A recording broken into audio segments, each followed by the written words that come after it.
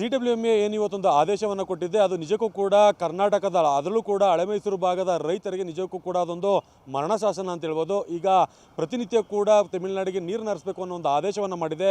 ಹಾಗಾಗಿ ರಾಜ್ಯಾದ್ಯಂತ ಹಾಗೂ ಕೂಡ ಮಂಡ್ಯ ಜಿಲ್ಲೆಯಾದ್ಯಂತವೂ ಕೂಡ ಪ್ರತಿಭಟನೆಗೆ ಮುಂದಾಗಿರುವಂಥದ್ದು. ಈಗ ಒಂದಷ್ಟು ಕನ್ನಡ ಪರ ಸಂಘಟನೆಯವರು ಈಗ ಪ್ರತಿಭಟನೆಗೆ ಮುಂದಾಗಿದ್ದಾರೆ. ಎಲ್ಲರೂ ಕೂಡ ಒಗ್ಗಟ್ಟಾಗಿ ಈ ಒಂದು ಪ್ರತಿಭಟನೆಗೆ ಮುಂದಾಗಿರುವಂಥದ್ದು. ಕಾರಣ ಏನಂತಂತಂದರೆ, ತಮಿಳುನಾಡಿನ ಪರವಾಗಿ ಪ್ರತಿ ಬಾರಿ ಕೂಡ ತೀರ್ಪನ್ನು ಕೊಟ್ಟು ತಮಿಳುನಾಡಿಗೆ ನೀರನ್ನು ಕೊಡುವ ಉದ್ದೇಶದಿಂದ ರಾಜ್ಯ ಸರ್ಕಾರ ಸರಿಯಾದ ರೀತಿಯಾದ ಮಾಹಿತಿಯನ್ನು ಏನು ಸಮಿತಿಯ ಮುಂದೆ ಇಡಲಿಲ್ವಾ ಅನ್ನೋ ಒಂದು ಕಾರಣದಿಂದಾಗಿ ಈ ರೀತಿಯಾದ ಒಂದು ತೀರ್ಪು ಬರ್ತಾ ಇದೆ ಅನ್ನೋ ಒಂದು ಉದ್ದೇಶಕ್ಕೆ ಕನ್ನಡ ಪರ ಸಂಘಟನೆ ಇರ್ಬೋದು, ಪ್ರಗತಿಪರ ಸಂಘಟನೆ ಇರ್ಬೋದು, ಎಲ್ಲರೂ ಕೂಡ ಒಟ್ಟಾಗಿ ಈ ಒಂದು ಪ್ರತಿಭಟನೆಗೆ ಧುಮುಕಿರುವಂಥದ್ದು. ಯಾಕೆಂತಂದರೆ ತಮಿಳುನಾಡಿನಲ್ಲಿ ಈಗ ಅವರು ಬೆಳೆ ಬೆಳೀಲಿಕ್ಕಾಗಿ ನೀರು ಕೇಳ್ತಾ ಇದ್ದಾರೆ. ಆದರೆ ಕರ್ನಾಟಕದಲ್ಲಿ ಪ್ರಸ್ತುತವಾಗಿ ಕುಡಿಯೋ ನೀರಿಗಾಗಿ ಇಲ್ಲಿ ಜಂಜಾಟ ಪಡುವಂಥ ಪರಿಸ್ಥಿತಿಯಲ್ಲಿ ಈಗ ಬೆಳೆಗೆ ನೀರು ಕೊಡೋದು ಅಂತ ವಿಪರ್ಯಾಸ ಅಂತೇಳಿ ಈ ಒಂದು ಪ್ರತಿಭಟನೆಗೆ ಮುಂದಾಗಿರುವಂಥದ್ದು. ಹಾಗಾಗಿ ಈ ಪ್ರತಿಭಟನೆಗಾರರನ್ನು ಮಾತಾಡಿಸುವ ಒಂದು ಪ್ರಯತ್ನವನ್ನು ಮಾಡ್ತೇನೆ.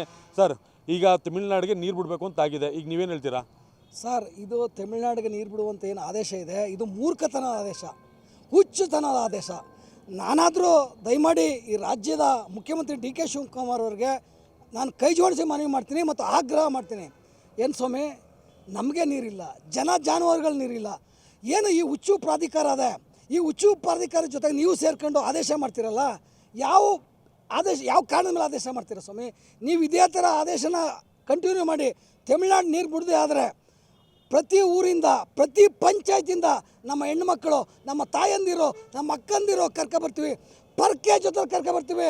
ಇದೇ ನಮ್ಮ ಹೃದಯ ಭಾಗ ಸಂಜೆ ಸರ್ಕಲ್ನಲ್ಲಿ ನಾಳೆಯಿಂದ ಉಗ್ರ ಪ್ರತಿಭಟನೆ ಮಾಡ್ತೀವಿ. ದಯಮಾಡಿ ಅರ್ಥ ಮಾಡ್ಕೊಳ್ಳಿ, ಒಂದು ತೊಟ್ಟರು ಕೂಡ ನೀರನ್ನು ಬಿಡೋದನ್ನ ನಿಲ್ಲಿಸಬೇಕು ಅಂತೇಳಿ ನನ್ನ ಆಗ್ರಹ. ಸರ್, ನೀವು ಹಲವಾರು ಸರಿ ಈ ಒಂದು ಕಾವೇರಿ ಹೋರಾಟದಲ್ಲಿ ಭಾಗಿಯಾಗಿದ್ದೀರಾ. ಯಾವಾಗಲಾದರೂ ಕರ್ನಾಟಕ ಪರ ತೀರ್ಪು ಬಂದಿದ್ದೀರಾ, ನೀವು ಕೇಳಿದ್ದೀರಾ? ಯಾವುದೇ ಕಾರಣಕ್ಕೂ ಕರ್ನಾಟಕದ ಪರವಾಗಿ ತೀರ್ಪು ಇಲ್ಲಿವರೆಗೂ ನಮಗೆ ಬಂದೇ ಇಲ್ಲ. 1924ರಿಂದ 2026ರವರೆಗೂ ಕೂಡ ನಾವು ಸಂಕಷ್ಟ ಸಂದರ್ಭದಲ್ಲಿ ಏನು ಪ್ರಕೃತಿ ವಿಕೋಪದಿಂದ ನಮಗೆ ಮಳೆ ಬೀಳಲಿಲ್ಲ ಅಂತಂಥ ಸಂದರ್ಭದಲ್ಲೂ ಕೂಡ ತಮಿಳುನಾಡಿಗೆ ನೀರು ಬಿಡಿ ಅಂತಕ್ಕಂಥದ್ದೇ ಬಂದಿರೋದು. ಇವತ್ತು ನಮ್ಮನ್ನು ರಾಜಕೀಯ ಪಕ್ಷಗಳು ಎಲ್ಲವೂ ಆಡಿದೆ. ಏನು ಜನತಾದಳ ಆಡಿದೆ, ಮತ್ತು ಕಾಂಗ್ರೆಸ್ ಆಡಿದೆ, BJP ಆಡಿದೆ. ಎಲ್ಲ ಪಕ್ಷಗಳಲ್ಲೂ ನೀರು ಬಿಟ್ಟಂಥ ಸಂದರ್ಭನೇ ನಮಗೆ ಜಾಸ್ತಿ ಇರೋದು. ಈ ನಾಡಿನ ಮಕ್ಕಳ ಓಟ್ ಬೇಕು ನಿಮಗೆ, ಈ ನಾಡಿನ ಭದ್ರತೆ ಬೇಕಾಗಿಲ್ಲ, ಈ ನಾಡಿನ ಜಲ ಸಂರಕ್ಷಣೆ ಬೇಕಾಗಿಲ್ಲ, ನೆಲ ಸಂರಕ್ಷಣೆ ಬೇಕಾಗಿಲ್ಲ. ಇಂಥ ಒಂದು ಸಂದರ್ಭದಲ್ಲಿ ಕೇಂದ್ರ ಸರ್ಕಾರ ಮಧ್ಯ ಪ್ರವೇಶಿಸಬೇಕು. ಕೇಂದ್ರ ಸರ್ಕಾರ ಇದು ರಾಜಕೀಯ ತಂತ್ರಗಾರಿಕೆಯನ್ನು ಮಾಡ್ತಾಯಿದೆ. ಯಾಕೆಂದರೆ ಇವತ್ತು ಈ ನಾಡಿನಲ್ಲಿ 1 ವರ್ಷದ ಮೇಲಾಗಿದೆ ಬೆಳೆಯನ್ನು ಹಾಕಬೇಕಾದ್ರೆ, ಅದು ಕಟಾವು ಮಾಡ್ಕೋಬೇಕಾದ್ರೆ ನಮ್ಮ ಕೈಗೆ ಬಂದಂಥದ್ದು ಬಾಯಿ ಬರೆದಂತಾಗಿದೆ. ಇವತ್ತು ಸಾಲ ಸೂಲ ಮಾಡಿವಿ, ಯಾರೊಬ್ಬರು ಕೂಡ ರೈತರು ಬೆಳೆ ಹಾಕ್ಬೇಕಾದ್ರೆ 1 ವರ್ಷದವರೆಗೂ ಅದರ ಮೇಲೆ ಅವರ ಮಕ್ಕಳ ಜೀವನ ನಿಂತಿರುತ್ತೆ, ಅವ್ರ ಬದುಕು ನಿಂತಿರುತ್ತದೆ. ಅಂಥ ಒಂದು ಬದುಕನ್ನು ನೀವು ನಾಶ ಮಾಡಲಿಕ್ಕೆ ಕೊಟ್ಟಿದ್ದೀರಿ. ಕಾವೇರಿ ಪ್ರಾಧಿಕಾರಕ್ಕೆ ಸರಿಯಾದ ಮಾಹಿತಿಯನ್ನು ಕೊಡುವಲ್ಲಿ ರಾಜ್ಯ ಸರ್ಕಾರ ವಿಫಲರಾಗಿದ್ದಾರೆ. ಯಾಕೆಂದರೆ ಇದುವರೆಗೂ ಎಲ್ಲ ಸರ್ಕಾರದಲ್ಲಿ ಬಂದಂಥ ವಕೀಲರಿಗೆ ದುಡ್ಡು ಕೊಟ್ಟಿದ್ದೀವಿ. ಕನ್ನಂಬಾಡಿ ಕಟ್ಟೆ 2 ಕಟ್ಬೋದಿತ್ತು. ಆದರೆ ಇಲ್ಲಿಂದ ಎಚ್ಚೆತ್ತವಾಗಿ ಹೋದಂಥ ನೀರನ್ನ ನೀವು ಯಾಕೆ ತಡೆದಿಟ್ಕೊಳ್ಳೋಕ್ಕೆ ಪ್ರಾಧಿಕಾರ ತಮಿಳ್ನಾಡಿನವ್ರಿಗೆ ಹೇಳಲಿಲ್ಲ? ನೀವು ತಮಿಳ್ನಾಡಿನವ್ರಿಗೆ ಹೇಳಿ ಎಲ್ಲ ಸಂದರ್ಭದಲ್ಲೂ ನೀರು ಸಿಗಲ್ಲ. ವೇಸ್ಟಾಗಿ ಹೋದಂಥ ಸಂದರ್ಭದಲ್ಲಿ ನೀವು ಹಳ್ಳಕ್ಕೆ ಬಿಡ್ತೀರಿ, ಸಮುದ್ರಕ್ಕೆ ಬಿಡ್ತೀರಿ. ನೀವು ತಡೆ ಇಟ್ಕೋಬೇಕು. ಇಂಥ ಸಂದರ್ಭದಲ್ಲಿ 2 ರಾಜ್ಯದ ರೈತರು ಬೆಳೆನೇ ಹಾಕಿರ್ತಾರೆ. ನೀವು 3ನೇ ಬೆಳೆ ಕೇಳ್ತಾ ಇದ್ದೀರಿ. ನಾವು ಇನ್ನೂ 1 ಬೆಳೆ ರಕ್ಷಣೆ ಮಾಡ್ಕೋಕ್ಕಾಯ್ತಲ್ಲ. ನಮ್ಮ ಬೆಳೆಗೆ ನೀರು ಬೇಕು. ಯಾವುದೇ ಕಾರಣಕ್ಕೂ ರಾಜಕೀಯವನ್ನು ಮಾಡ್ದೇ ಕೇಂದ್ರ ಮತ್ತು ರಾಜ್ಯ ಸರ್ಕಾರ ರೈತರ ಪರವಾಗಿ, ಕನ್ನಡ ನಾಡಿನ ಪರವಾಗಿ ನಿಲ್ಲಬೇಕು. ಪ್ರಾಧಿಕಾರ ನಿಲುವನ್ನು ನಾವು ಧಿಕ್ಕರಿಸ್ತೀವಿ.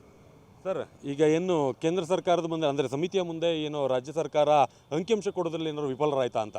ನೋಡಿ, ಇಲ್ಲಿ ಹೇಳಿರ್ತಕ್ಕಂಥದ್ದು ನೀವು ಕೇಂದ್ರ ಸರ್ಕಾರ ಅಂತ ಹೇಳಿದ್ರೆ, ಕಾವೇರಿ ತೀರ್ಪು ಬಂದ ನಂತರ ಕೋರ್ಟಿನ ಏನು ಆದೇಶ ಇತ್ತು ಆ ಆದೇಶದನ್ವಯ CWMA, CWRC ಫಾರ್ಮ್ ಆಗಿರ್ತಕ್ಕಂಥದ್ದು ಎರಡೂ ಕೂಡ ಸಂವಿಧಾನಾತ್ಮಕವಾದಂಥ ಸಂಸ್ಥೆಗಳು.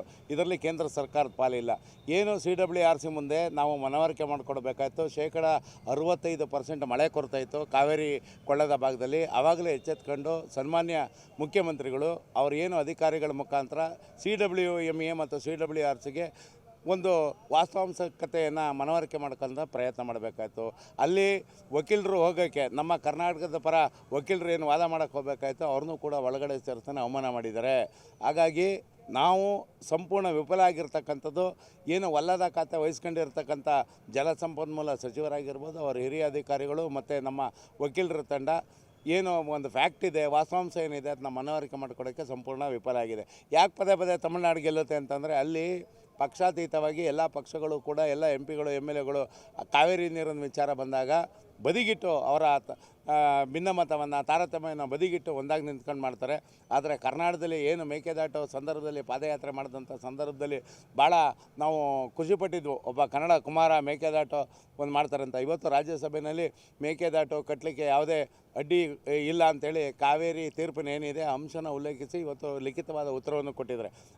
ಅಪ್ಪರ್ ಕ್ಯಾಚ್ಮೆಂಟ್ ಏರಿಯಾ ಏನಿದೆ ನಮ್ಮ ಮೇಲ್ಭಾಗ, ಕಾವೇರಿ ಮೇಲ್ಭಾಗ, ಅಲ್ಲಿ ಯಾವುದೇ ಒಂದು ಸಿವಿಲ್ ಕನ್ಸ್ಟ್ರಕ್ಷನ್ ಮಾಡೋಕ್ಕೋ ಪುದುಚೇರಿ ಆಗಿರ್ಬೋದು, ಇಲ್ಲ ಕೇರಳ ಆಗಿರ್ಬೋದು, ಇಲ್ಲ ತಮಿಳ್ನಾಡು ಆಗಿರ್ಬೋದು, ಅಪೇಕ್ಷಣೆ ಸಲ್ಲಿಸೋಕ್ಕೆ ಅವರಿಗೆ ಅಧಿಕಾರ ಇಲ್ಲ ಅಂತ. ಹಾಗಾಗಿ ರಾಜ್ಯ ಸರ್ಕಾರ ಈ ಕೂಡಲೇ ಎಚ್ಚೆತ್ಕೊಂಡು NHPC ಅಂತಿತ್ತು, ನ್ಯಾಷನಲ್ ಹೈಡ್ರೋ ಪವರ್ ಕಾರ್ಪೊರೇಷನ್ ಅಂತ. ನಾವು ಜಲವಿದ್ಯುತ್ ಉತ್ಪಾದನೆಗೆ 3 ಡ್ಯಾಮ್ ಕಟ್ಟಲಿಕ್ಕೆ ಕೇಂದ್ರ ಸರ್ಕಾರ ಇವತ್ತು ಹೆಲ್ಪ್ ಮಾಡುತ್ತೆ.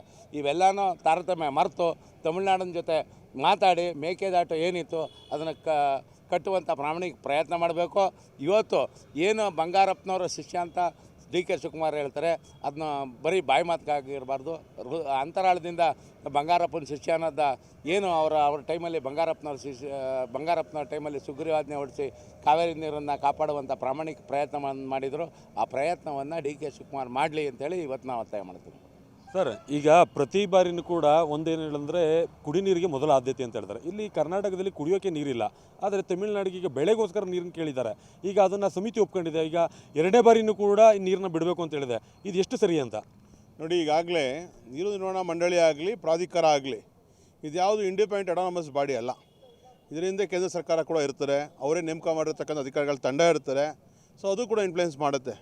ನಾವಿಲ್ಲಿ ಕೇಳಬೇಕಿರ್ತಕ್ಕಂಥ ಪ್ರಶ್ನೆ ಇವತ್ತಿನ ತೀರ್ಮಾನದ ಬಗ್ಗೆ ಮಾತ್ರ ಅಲ್ಲ. ಕಳೆದ 10 ವರ್ಷಗಳಲ್ಲಿ ತಮಿಳುನಾಡಿಗೆ ನಿಗದಿಗಿಂತ ಸುಮಾರು 973 TMC ನೀರು ಹರಿದೋಗಿದೆ, ಹೆಚ್ಚುವರಿಯಾಗಿ ಹೋಗಿರ್ತಕ್ಕಂಥ ನೀರು. ಇದನ್ನು ಹಿಡಿದಿಟ್ಕೊಳ್ಳೋದಕ್ಕೆ ತಮಿಳುನಾಡು ಯಾವ ಕಾರ್ಯಕ್ರಮ ಇಟ್ಕೊಂಡಿದೆ, ಯಾವ ಡ್ಯಾಮ್ಗಳನ್ನ ಕಟ್ಟಿದೆ, ಇವ್ಯಾವುದೂ ಕೂಡ ಮಾಡದೆ ಕರ್ನಾಟಕದವರು ನೀವು ತೋಟಿ ಕೆಲಸ ಮಾಡಿ, ಸವಡೆ ಕೆಲಸ ಮಾಡಿ, ನಮ್ಮ ನೆಲದಲ್ಲಿ ನಮ್ಮ ತೆರಿಗೆ ದುಡ್ಡು ಕಟ್ಟಿರ್ತಕ್ಕಂಥ ಡ್ಯಾಮಲ್ಲಿ ನೀರನ್ನು ಹಿಡಿದಿಟ್ಕೊಂಡು ತಮಿಳುನಾಡಿಗೆ ಕೇಳಿದಾಗೆಲ್ಲ ಬಿಟ್ಕೊಡ್ಬೇಕು ಅಂತ ಹೇಳೋದಕ್ಕೆ ನಾವು ಇವತ್ತು ಬ್ರಿಟಿಷರ ಆಡಳಿತದಲ್ಲೂ ಇಲ್ಲ. ಇದೊಂದು ಒಕ್ಕೂಟ ವ್ಯವಸ್ಥೆ. ನಮ್ಮ ನೆಲದಲ್ಲಿ ಬಿದ್ದಂಥ ಮಳೆ ನೀರನ್ನು ಕೂಡಿಟ್ಕೊಳ್ಳೋದಕ್ಕೆ ಮತ್ತು ಬಳಸಲಿಕ್ಕೆ ನಮಗೆ ಸಂಪೂರ್ಣವಾದ ಹಕ್ಕಿದೆ. ಇವತ್ತು ಪ್ರಶ್ನೆ ಏನಪ್ಪ ಅಂತ ಹೇಳಿದ್ರೆ, ಎಲ್ಲ ರಾಜಕೀಯ ಪಕ್ಷಗಳು ರಾಜಕೀಯವನ್ನೇ ಮಾಡ್ಕೊಂಡು ಬಂದಿವೆ. ಕಾವೇರಿ ವಿಚಾರದಲ್ಲಿ ರಾಜಕಾರಣವನ್ನೇ ಮಾಡ್ಕೊಂಡು ಬಂದಿದೆ. ನಾವು ಕೇಳ್ತಕ್ಕಂಥದ್ದು ತಮಿಳ್ನಾಡಿಗೆ ನೀರು ನಿರ್ವಹಣಾ ಮಂಡಳಿ ಆಗಲಿ ಪ್ರಾಧಿಕಾರ ಆಗಲಿ ನೀವು ಡ್ಯಾಮ್ಗಳನ್ನ ಕಟ್ಕೊಂಡು ಹೆಚ್ಚುವರಿ ನೀರು ಬಂದಂಥ ಸಂದರ್ಭದಲ್ಲಿ ಅದನ್ನು ಬಳಸ್ಕೊಳ್ತಕ್ಕಂಥ ಕೇಳಬೋಯಿತ್ತು. ನೋಡಿ, ಇವತ್ತು ಸಂಕಷ್ಟ ಸೂತ್ರ ಅನ್ನೋದೇ ಇಲ್ಲ. ಸಮಸ್ಯೆಯ ಮೂಲ ಯಾವುದು? ಮಳೆ ಕೊರತೆ ಬಂದಾಗ ನೀರನ್ನ ಹೆಂಗೆ ಹಂಚಿಕೆ ಮಾಡ್ಕೊಳ್ಬೇಕು, ನೀವು ಯಾವ ರೀತಿ ಹಂಚಿಕೆ ಮಾಡ್ಕೊಳ್ಬೇಕು ಅಂತ ಹೇಳಿದ್ರೆ ಅದಕ್ಕೆ ಸಂಕಷ್ಟ ಸೂತ್ರ ಎಲ್ಲಿದೆ? ಡ್ಯಾಮಲ್ಲಿ ಎಷ್ಟಿದೆ ನೀರು ನೋಡಿ ಅಲ್ಲ. ಸಂಕಷ್ಟ ಸೂತ್ರ ನಿರ್ಧಾರ ಆಗಬೇಕಿರೋದು ಯಾವ ಕಾರಣಕ್ಕೆ ಅಂತಂದರೆ ವೈಜ್ಞಾನಿಕವಾದ ಆಧಾರದಲ್ಲಿ ಆಗಬೇಕು ಎರಡೂ ಕಡೆಗೂ ಕೂಡ. ಇಲ್ಲೇನಾಗ್ತೀನಿ ಅಂತ ಹೇಳಿದ್ರೆ ಈ ಕಡೆಗೆ ಮೇಕೆದಾಟು ಕಟ್ತೀವಿ ಅಂದರೆ ಅದಕ್ಕೆ ಆಕ್ಷೇಪಣೆ ಆಗ್ತಕ್ಕಂಥದ್ದು. ತಾವು ಕೂಡ ಒಂದು ಡ್ಯಾಮ್ಗಳನ್ನ ಕಟ್ಕೊಂಡು ಹೆಚ್ಚುವರಿ ನೀರನ್ನು ಹಿಡಿದಿಟ್ಕೊಂಡು ಲೆಕ್ಕಕ್ಕೆ ತಗೊಳ್ಬೇಕು. ಬಾಕಿ ಕೇಳುತ್ತೆ ತಮಿಳ್ನಾಡು, ಏನು ಸ್ವಾಮಿ ಮಳೆ ನೀರಂದರೆ ಏನು, ಬಡನ್ ಹೊತ್ತ ತಕ್ಷಣ ನೀರು ಬೀಳೋಕ್ಕೆ ಇದೇನು ನಮ್ಮ ಪಂಪ್ ಸೆಟಾ, ಮೋಟ್ರಾ? ಇಲ್ಲ. ಪ್ರಾಕೃತಿಕವಾಗಿ ಇವತ್ತು ಇಡೀ ದೇಶದಲ್ಲೇ 60% ಮಳೆ ಇಲ್ಲ ಅಂದಾಗ ನಾವು ಬಾಕಿ ಕೊಳ್ಳಿಕ್ಕೆ ಒಪ್ಕೊಂಡಿರ್ತಕ್ಕಂಥ ತೀರ್ಮಾನವೇ ತಪ್ಪು. ಬಾಕಿ ಕೊಳ್ಳಿಕ್ಕೆ ಇದು ಉತ್ಪಾದನೆ ಮಾಡೋದಲ್ಲ ಮಳೆ ನೀರನ್ನ. ಹಾಗಾಗಿ ನಾವು ಕೇಳ್ತಕ್ಕಂಥದ್ದು ನ್ಯಾಯಮಂಡಳಿ ಆಗಬೇಕಿರ್ತಕ್ಕಂಥದ್ದು ಸಂಕಷ್ಟ ಸೂತ್ರ ರಚನೆ ಆಗಬೇಕು. ನಾವು ಬಿಟ್ಟಂಥ ಹೆಚ್ಚುವರಿ ನೀರನ್ನು ಕೂಡ ನೀವು ಕರ್ನಾಟಕದ ಲೆಕ್ಕಕ್ಕೆ ತಮಿಳ್ನಾಡಿಗೆ ಏನು ಕೊಡಬೇಕಾಗಿತ್ತೋ ಆ ಲೆಕ್ಕಕ್ಕೆ ಜಮಾ ಮಾಡಬೇಕು. ಸೊ ಹಂಗಾಗಿ ಇವತ್ತು ಪ್ರಶ್ನೆ ಇರ್ತಕ್ಕಂಥದ್ದು, ಇವತ್ತು 3,500 ಕ್ಯೂಸೆಕ್ನ ಬಿಡಕ್ಕೆ ಬಿಟ್ಟಿದ್ದಾರೆ, ನಾಳೆ ಬಿಟ್ಟಿದ್ರೆ ಅಲ್ಲ. ಇದಕ್ಕೊಂದು ಶಾಶ್ವತವಾದ ಪರಿಹಾರ ಆಗಬೇಕು ಅಂದರೆ ಸಂಕಷ್ಟ ಸೂತ್ರ ಆಗಬೇಕಾಗತ್ತೆ. ಮತ್ತು ಎರಡೂ ರಾಜ್ಯಗಳು ಕೂತು ಮಾತಾಡಬೇಕು. ಇಲ್ಲೇನಾಗ್ತಿದೆ ಅಂದರೆ ಎರಡೂ ರಾಜ್ಯದ ರಾಜಕೀಯ ಪಕ್ಷಗಳು ಕಾವೇರಿ ನೀರಿನಲ್ಲೇ ತಮ್ಮ ಬೇಳೆಯನ್ನು ಬೇಯಿಸ್ಕೊಳ್ಳತಕ್ಕಂಥ ಕೆಲಸವನ್ನು ಮಾಡ್ತಿದ್ದಾರೆ. ಇದು ನಿಲ್ಲಬೇಕಿದು. ಸರ್, ನಿಜಕ್ಕೂ ಇದೊಂದು ಕಾವೇರಿ ವಿವಾದ ಒಂದು ರಾಜಕೀಯ ಪ್ರೇರಿತ ಅಂತ ಹೇಳಿ ಆ ಥರ ಕಾಣಿಸ್ತಾ ಇದೆ. ಯಾಕೆಂದರೆ ಹಲವು ದಶಕಗಳಿಂದನೂ ಕೂಡ ಈ ಒಂದು ಹೋರಾಟ ನಡೀತಾನೆ ಇದೆ. ಆದರೆ ಕರ್ನಾಟಕದ ರೈತರ ಒಂದು ಹಿತಾಸಕ್ತಿನ ಕಾಯೋದ್ರಲ್ಲಿ ಕಾವೇರಿ ನಿರ್ವಹಣಾ ಪ್ರಾಧಿಕಾರ ನಿಜವಾಗ್ಲೂ ಕೂಡ ಸರಿಯಾದ ರೀತಿ ಕೆಲಸ ನಿರ್ವಹಿಸ್ತಾ ಇದೆಯಾ ಸರ್? ನಿಜವಾಗ್ಲೂ ಕಾವೇರಿ ನೀರನ್ನ ಹಂಚಿಕೆ ಆಗಬೇಕಾದಂಥ ಸಂದರ್ಭದಲ್ಲಿ ಇವತ್ತು ಎಲ್ಲ ರಾಜಕೀಯ ಪಕ್ಷಗಳು, ಇದರಲ್ಲಿ ಯಾವುದೇ ಕಾಂಗ್ರೆಸ್ಸು JDS BJP ಅಂದನೇ ನಮ್ಮನ್ನು ಆಳಿರ್ತಕ್ಕಂಥ ಎಲ್ಲ ಸರ್ಕಾರಗಳು ಕೂಡ ವಿಫಲವಾಗಿವೆ. ಹಾಗಾಗಿ ಕಾಂಗ್ರೆಸ್ಸು ಕೂಡ ವಿಫಲವಾಗಿರ್ತಕ್ಕಂಥದ್ದು ನಮ್ಮ ಕಣ್ಮುಂದೆ ಇದೆ. ನಾವು ಕೇಳ್ತಾ ಇರೋದೇನು, ಕರ್ನಾಟಕದಲ್ಲಿ ಮಳೆ ಬಿದ್ದಂಥ ಸಂದರ್ಭದಲ್ಲಿ ಹೆಚ್ಚುವರಿ ನೀರನ್ನು ಕೊಟ್ಟಿದ್ದೀವಿ. ಈಗ ಮಳೆ ಇಲ್ಲ, ಮಳೆ ಕೊರತೆ ಇದೆ, ಡ್ಯಾಮಲ್ಲಿ ನೀರಿಲ್ಲ. ಆದರೂ ಆರಂಗಿ ಡ್ಯಾಮು ಬೇರೆ ಕಡೆಯಿಂದ ಬೀಳುವಂಥ ನೀರು ನಮ್ಮ ತಮಿಳ್ನಾಡಿಗೆ ಹೋಗಿರ್ತಕ್ಕಂಥದ್ದನ್ನ ಲೆಕ್ಕ ಕೊಡಲಿಕ್ಕೆ ರೆಡಿ ಇಲ್ಲ ಇವರು.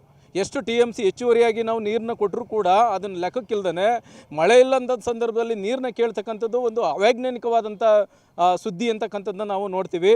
ಹಂಗಾಗಿ ಕೇಂದ್ರ ಸರ್ಕಾರ ಇದರಲ್ಲಿ ಏನೋ 2 ರಾಜ್ಯಗಳನ್ನ 3 ರಾಜ್ಯಗಳಿಗೆ ಏನೋ ಟ್ರಿಬ್ಯುನಲ್ ಕಮಿಟಿ ಅಂತ ಮಾಡಿದ್ದಂಥ ಸಂದರ್ಭದಲ್ಲಿ ಏನು ಹಂಚಿಕೆ ಆಗಿತ್ತು ಅವತ್ತಿನ ಕಾಲದಲ್ಲಿ ಹಂಚಿಕೆ ಆದದನ್ನ ಇವತ್ತು ಮರುಪರಿಶೀಲನೆ ಮಾಡಬೇಕು.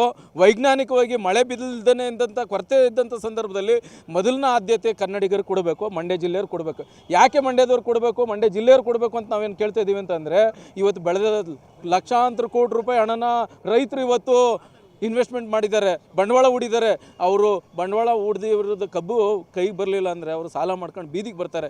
ಒಂದು ಕಡೆ ರೈತರು ಬೆಳೆದಂಥ ಬೆಳೆಗೆ ನಿಜವಾದ ಕುಡಿಯೋ ನೀರಿಲ್ಲ, ಮತ್ತು ಕುಡಿಯೋ ನೀರು ಕೂಡ ಇಲ್ಲ. ಡ್ಯಾಮಲ್ಲಿ ಸರಿಯಾಗಿ ಕುಡಿಯೋ ನೀರಿಲ್ಲ ಅಂತೇಳಿ ಇವತ್ತು ರೈತರಿಗೆ ನೀರು ಬಿಡಲಿಲ್ಲ. ಇವತ್ತು ರೈತರಿಗೆ ನೀರು ಬಿಡಲಿಲ್ಲ, ಇವತ್ತು ಅದೇ ತಮಿಳುನಾಡಿಗೆ ನೀರು ಬಿಡಲಿಕ್ಕೆ ಹೊರಟಿದ್ದಾರೆ ಈ ಸರ್ಕಾರ. ಇವರು ಯಾರು ಪರವಾಗಿದ್ದಾರೆ ಅಂತಕ್ಕಂಥದ್ದನ್ನ ನಾವು ನೋಡ್ತಾ ಇದ್ದೀವಿ. ಹಂಗಾಗಿ ಇದರಲ್ಲಿ ಯಾವುದೇ ರಾಜಕೀಯ ಇಲ್ಲ. ಕನ್ನಡಿಗರು ಒಂದೇ, ಕರ್ನಾಟಕದ ನೆಲ ಒಂದೇ, ಕನ್ನಡದ ಒಕ್ಕೂಟ ವ್ಯವಸ್ಥೆ ನಿರಂತರವಾಗಿರಬೇಕು ಅಂತಕ್ಕಂಥ ಒತ್ತಾಯನ ನಾವು ಕನ್ನಡ ಪರ ಚಳುವಳಿಗಳು ಯಾವುದೇ ಭಾಷೆ ಮೀರಿ ನಾವೆಲ್ಲರೂ ರೈತರು ಒಂದೇ ಅಂತಕ್ಕಂಥ ಒಂದು ಆಧಾರಿತವಾಗಿ ಎಲ್ಲರೂ ಬರಬೇಕು. ನಾಳೆ ನಿಜವಾಗ್ಲೂ ನೀವು ರೈತರ ಪರವಾಗಿದ್ದರೆ ಎಲ್ಲ ಕಾಂಗ್ರೆಸ್ ನಾಯಕರು, BJP ನಾಯಕರು, JDS ನಾಯಕರು ಬಂದು ಕೂತ್ಕೊಳ್ಳಿ. ನೀವು ಅವ್ರ ಮೇಲೆ ಆರೋಪ ಮಾಡೋದಲ್ಲ.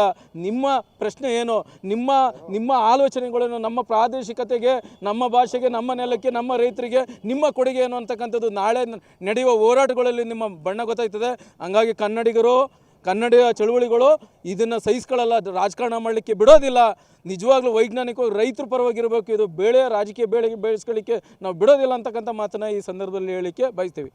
ಸರ್, ಹಲವಾರು ವರ್ಷಗಳಿಂದ ನೀವು ಪ್ರತಿಭಟನೆಗಳನ್ನ ಮಾಡ್ಕೊಂಡು ಬರ್ತಾನೆ ಇದ್ದೀರಾ. ಅದರಲ್ಲೂ ಕೂಡ ಕಾವೇರಿ ಅನ್ನೋ ವಿಚಾರದಲ್ಲಿ ಎಲ್ಲರೂ ಕೂಡ ಒಗ್ಗಟ್ಟಾಗಿ ನೀವು ಪ್ರತಿಭಟನೆ ಮಾಡಿದ್ದೀರಾ. ಆದರೆ ಇದುವರೆಗೂ ಕೂಡ ಕರ್ನಾಟಕಕ್ಕೆ ನೀವು ನೋಡಿದಾಗೆ ಯಾವತ್ತಾದರೂ ನ್ಯಾಯ ದೊರಕಿದೆಯಾ? ನ್ಯಾಯ ಯಾವತ್ತೂ ದೊರಕಿಲ್ಲ, ಮುಂದೆನೂ ಇವ್ರನ್ನ ನಂಬ್ಕೊಂಡ್ರೆ ನ್ಯಾಯ ದೊರಕೋದಿಲ್ಲ. ಏನೀಗ ನಮ್ಮ ಎಲ್ಲ ಕರ್ನಾಟಕ ಸೇವಕರು, ಎಲ್ಲ ಕನ್ನಡ ಪರ ಹೋರಾಟಗಾರರು ಇವತ್ತು ರಸ್ತೆಗಿಳಿದು ಹೋರಾಟ ಮಾಡ್ತಾಯಿದ್ದೀವಿ. ನಾನೀಗ ಮಾಧ್ಯಮದಲ್ಲಿ ಒಂದು 3/4 ಗಂಟೆ ನೋಡಿದಾಗ ಮಾನ್ಯ ಏನು ನಮ್ಮ ಜಿಲ್ಲಾ ಉಸ್ತುವಾರಿ ಮಂತ್ರಿ ಇದ್ದಾರೆ ರಾಮಲಿಂಗ ರೆಡ್ಡಿ ಅವರು ಹೇಳಿದ್ದಾರೆ, ಯಾವುದೇ ಕಾರಣಕ್ಕೂ ನಾವು ನೀರು ಬಿಡಲ್ಲ ಅಂತ ಹೇಳಿದ್ದಾರೆ. ಆ ನಿಲುವಿಗೆ ಅವರು ಬದ್ಧರಾಗಿರಬೇಕು, ನಾವು ಅವ್ರಿಗೆ ಬೆಂಬಲವಾಗಿರ್ತೀವಿ. ಮಾನ್ಯ ಮುಖ್ಯಮಂತ್ರಿಗಳು ಇವತ್ತು ಕೂಡಲೇ ಅವರು ಒಂದು ಪತ್ರಿಕೆ ಗೋಷ್ಠಿಯನ್ನು ಮಾಡಿ ಮಾಧ್ಯಮಗಳ ಮುಂದೆ ಹೇಳಿ ನಮ್ಮಲ್ಲಿ ನೀರಿಲ್ಲ, ನೀರು ಕೊಡೋಕ್ಕಾಗಲ್ಲ, ಸಮಿತಿಲೇ ಅವರು ಫೇಲ್ಯೂರ್ ಆಗಿದ್ದಾರೆ, ಹೋಯ್ತು.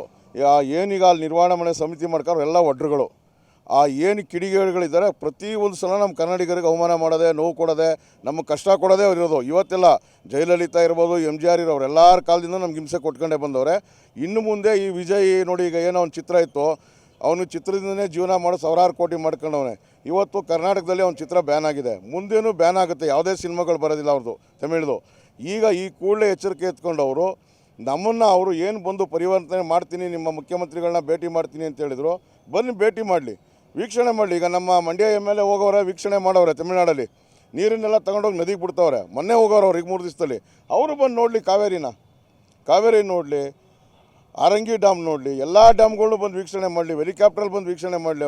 ಅವ್ರಿಗೇನಾರು ಹೃದಯ ಇದ್ದು ಮನಸತ್ವ ಇದ್ದರೆ ದಯವಿಟ್ಟು ಕನ್ನಡಿಗರಿಗೆ ಕಷ್ಟ ಕೊಡಬೇಡಿ, ನೋಡ್ಕೋಬೇಡಿ. ರೈತರು ಅನಾಥರಾಗಿದ್ದಾರೆ. ಇವತ್ತು ಜಾನುವಾರುಗಳಿಗೆ ನೀರಿಲ್ಲ, ಕುಡಿಯೋಕ್ಕೆ ನೀರಿಲ್ಲ. ಇನ್ನು 15 ತಿಂಗಳು ಮಳೆ ಬರಲಿಲ್ಲ ಅಂದರೆ ಬೆಂಗಳೂರಲ್ಲಿ ಕುಡಿಯೋಕ್ಕಂತೂ ಒಂದು ಚೂರು ನೀರಿಲ್ಲ. ಇವತ್ತು ಅಲ್ಲಿ 5,000 ರೂಪಾಯಿ ಪೆನಾಲ್ಟಿ ಹಾಕ್ತಾರೆ ಒಂದು ಮನೆಗೆ. ಗಾಡಿಗಳು ತೊಳೆಯೋದಾಗಲಿ ಅಥವಾ ಕಾರ್ಗಾಗಲಿ ಬಾಗಿಲಿಗೆ ನೀರು ಹಾಕಲು 5,000 ರೂಪಾಯಿ ಪೆನಾಲ್ಟಿ ಹಾಕ್ತವ್ರೆ. ಇನ್ನು ಮುಂದೆ ಬೇರೆದಕ್ಕೂ ಎಲ್ಲ ಪೆನಾಲ್ಟಿ ಹಾಕ್ತಾರೆ. ದಯವಿಟ್ಟು ಮಾನ್ಯ ಮುಖ್ಯಮಂತ್ರಿಗಳು ಸಭೆಯನ್ನು ಕರೆದು ನಾನು ನೀರು ಬಿಡಲ್ಲ ಅಂತೇಳಿ, ಯಾಕೆಂದರೆ ಬಂಗಾರಪ್ಪನ ಆದರ್ಶ ಪಾಲನೆ ಮಾಡ್ತೀನಿ ಅಂತ ಹೇಳವ್ರೆ. ದಯವಿಟ್ಟು ಹಂಗೆ ಮಾಡಿ ಅಂತೇಳಿ ನಮ್ಮ ಮನವಿ.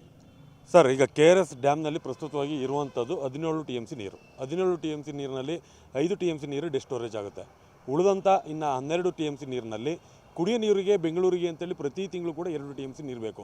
ಈಗಿರೋ ಸಂದರ್ಭದಲ್ಲಿ ತಮಿಳುನಾಡಿಗೆ ಪ್ರತಿನಿತ್ಯವೂ ಕೂಡ 3,500 ಕ್ಯೂಸೆಸ್ ನೀರನ್ನು 15 ದಿನಗಳ ಕಾಲ ಹರಿಸಬೇಕು ಅಂತ ಈಗ ಆದೇಶ ಆಗಿರುವಂಥದ್ದು.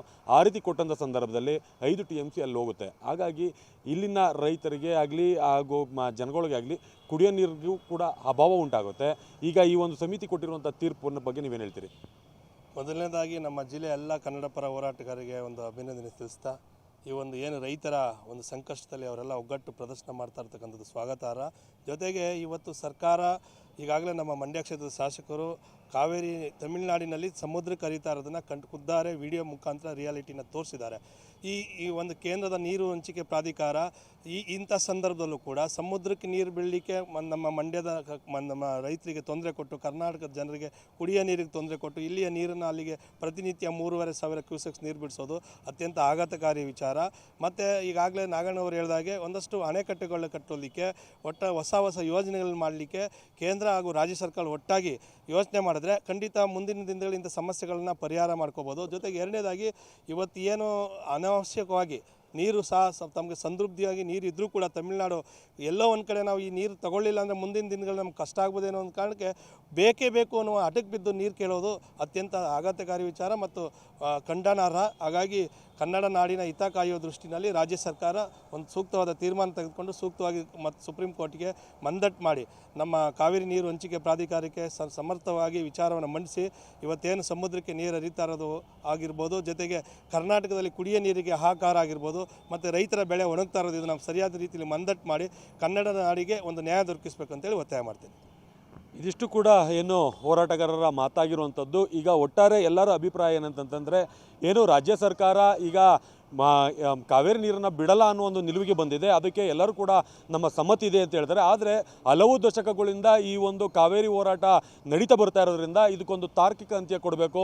ಹಾಗಾಗಿ ಅಣೆಕಟ್ಟನ್ನು ಕಟ್ಟಬೇಕು, ಜೊತೆಗೆ ಸಂಕಷ್ಟ ಸೂತ್ರದ ಮೂಲಕ ಈ ಒಂದು ಸಮಸ್ಯೆನ ಬಗೆಹರಿಸಬೇಕು ಅನ್ನೋ ಒಂದು ಆಗ್ರಹವನ್ನು ಮಾಡ್ತಾ ಇರುವಂಥದ್ದು. ಕ್ಯಾಮ್ರಾ ಪರ್ಸನ್ ರವಿನಂಜನ್ ಜೊತೆ ಪ್ರವೀಣ್ ಕುಮಾರ್ GT, ಮಂಡ್ಯ.